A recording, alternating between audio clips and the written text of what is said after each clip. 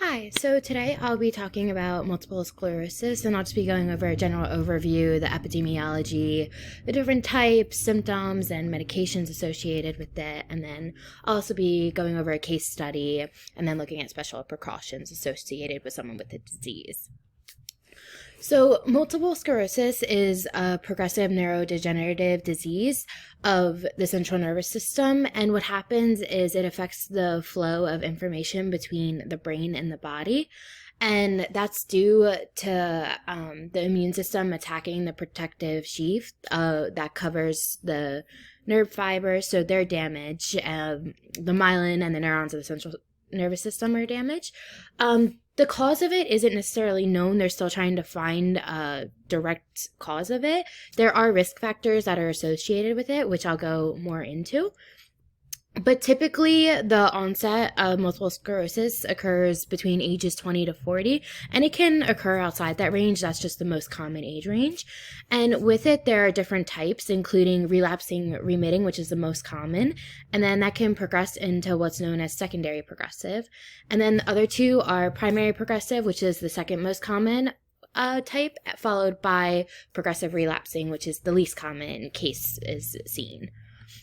So with the different types of multiple sclerosis, as mentioned, relapsing remitting is the most common, with about 85% of cases being this type. So this is categorized as periodic relapses followed by full or partial recovery of the symptoms. And typically, to be diagnosed with this, there would be 2 or more cases of relapse with this. And so this can progress into what's called secondary progressive. And with this, there's just a slow and steady progression of it, and it's typically transitioned from the relapse remitting. And so the next type, primary progressive, is the second most common, with between 10 and 15% of all cases being diagnosed as this one. And with this, there's a continuous disease progression from onset, with there could be little to no improvement or plateaus of symptoms, so they can just keep progressing.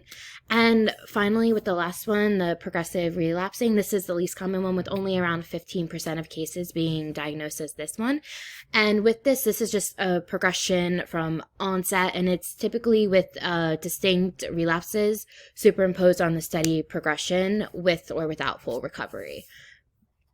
And to continue, as I mentioned, the risk factors, as there's not a known cause for the disease, but factors like mentioned before, age is a factor, like 20 to 40 is the age range. Research has also found that gender has played a big role, where women are 3 times more likely to be diagnosed as compared to men. And another big risk factor is family history. So that refers to if someone else in your family has it, or if you're identical twin. With that, it was found that 15% of people diagnosed have a family member who also was diagnosed with multiple sclerosis, and twins have a 1 in 3 chance of also being diagnosed with this disease. But other risk factors include infections, race, climate, vitamin D levels, smoking, any smoking history, but also autoimmune disorders. So the comorbid health conditions also play a role with that. And to look more into the epidemiology, as mentioned with gender, women are 3 times more likely. And so there have been more research studies looking into this, and they've been looking into the role that hormones play in the diagnosis of multiple sclerosis. So it was found that men are less likely to be diagnosed, but when men are diagnosed, their condition is a lot more progressive, and also the onset of symptoms is a lot more rapid and severe at a faster rate as compared to women. And some of the other factors included geography and ethnic background, and it was found that places farther from the equator had higher rates of cases, as well as people who were among European descent also had a higher risk of being diagnosed with multiple sclerosis. And there have been studies that looked into how more and more people are being diagnosed today, and that's been attributed to greater awareness, medical advances, including better medical access, and also the improved diagnostic capabilities. And here in the United States, there's over 1 million people who are living with multiple sclerosis. And that's also in addition to the around 200 cases that are diagnosed weekly. And so the symptoms with MS, they vary person to person, but there are some common ones, like weakness in the limbs unilaterally. So on one side of the body, there might be more or decreased muscle weakness, fatigue on one side as compared to the other. And in some patients, they may experience a sensation of electrical shock with any sort of neck movement. But some of the main ones that's common among all MS diagnoses is fatigue, decreased balance, decreased muscle performance, decreased flexibility, but also spasticity, which is muscle tightness. So they experience that a lot more. Also, in addition to besides what affects their movement is also they can experience vision problems, whether it's blurred vision or double vision, or they have partial or complete loss of sight too.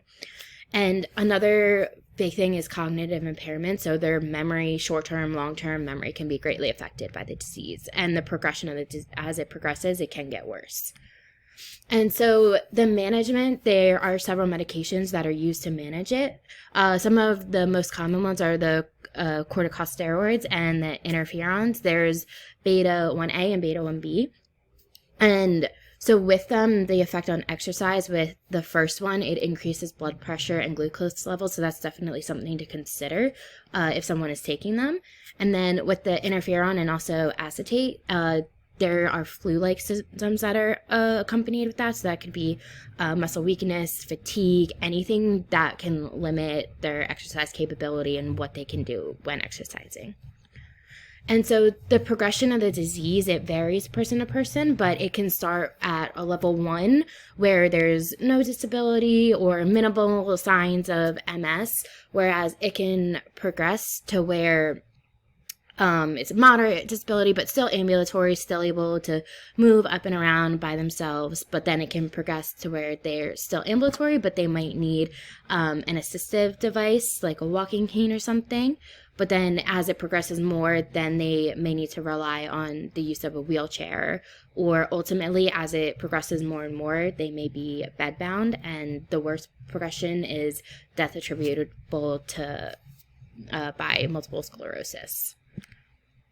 And so the effect that the disease has on the exercise response is it decreases much of metabolic function. So there's decreased muscle strength, muscle mass, activation, aerobic capacity, just overall quality of life. But cardiovascular risks are greatly increased. So are depression, as contributed to the emotional changes as a part of the symptoms.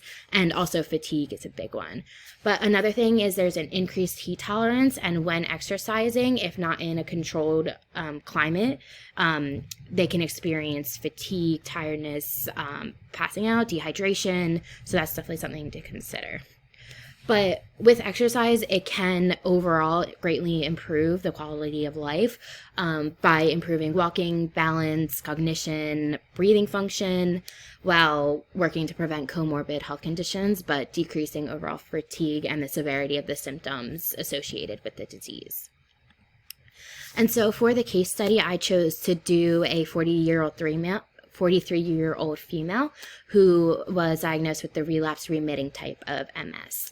So she's currently taking betaseron, which is a type of interferon, and that's working to reduce the number of relapses, the severity of them. And in addition, she's taking amitriptyline, and that's to combat the fatigue that's associated with MS. And she recently she had a relapse episode within the past several months, so she has decreased muscle strength, decreased balance, increased fatigue, so she wants to work to offset those symptoms. And in the initial conversation, there would be medical history if there's any other history of cardiovascular, respiratory, metabolic disorders. And then we'd also go over any SMART goals, but keep in mind the fact that in addition to what she wants to improve, we would want to look at improving muscle strength, decreasing fatigue, and improving overall quality of health. And it's really important to go over the risks and benefits because there are a lot of risks, but there's also a lot of benefits associated with exercising. So that's important to keep in mind. And then we would do all the screening tools that we would need. And as I mentioned, the special consideration, as she relapsed, we would just have to start off at a much lower intensity, which would be 40 to 50% of our heart rate reserve. And so with exercise testing, as a result of the relapse, we do a cycle ergometer because that requires less balance and coordination, which is something that she has less of. And we would use the 3 to 5 minute stages with increasing work for each stage. And so with resistance, we do the 30-second sit to stand and shoulder flexibility. That's so we can focus on testing large muscle groups because that's when weakness may present itself. And this is just helps as a functional test of lower extremity muscular strength, power, and endurance. So it tests a lot. And then for flexibility, we do the modified bench sit where one foot's on the floor and the other straight. And it's beneficial because she also decreased range of motion. But medical clearance is required for her. And so for the exercise prescription for aerobic, it would be 2 to 5 days a week. We'd start off at the lower intensity of 40% of our heart rate reserve, and while also using the RPE scale of 12 to 10. And it'd start with 10 minutes, and it would progress over the span of weeks to months, and it would be prolonged rhythmic activity, again, focusing on large muscle groups. So that would be cycling, swimming, walking. And then for resistance, that'd be 2 days a week at 60% of 1 RM is where we start, and then we could progress it over several weeks, and it'd be 1 to 2 sets of 10 to 15, again, starting with the lower. And it would be focusing on multi-joint and single joint that use machines, free weights, or resistance bands, and to keep in mind, it'd be of a lower weight, not anything too heavy. And for flexibility, that's really important because of the decreased range of motion. It'd be 5 to 7 days a week, 1 to 2 times a day. And it'd be typically start out with static stretching, but only to the point of slight tension or mild discomfort, but no pain. And just modifications to keep in mind are, like when strengthening the weaker muscle groups, we would increase the rest time just to allow full muscle recovery.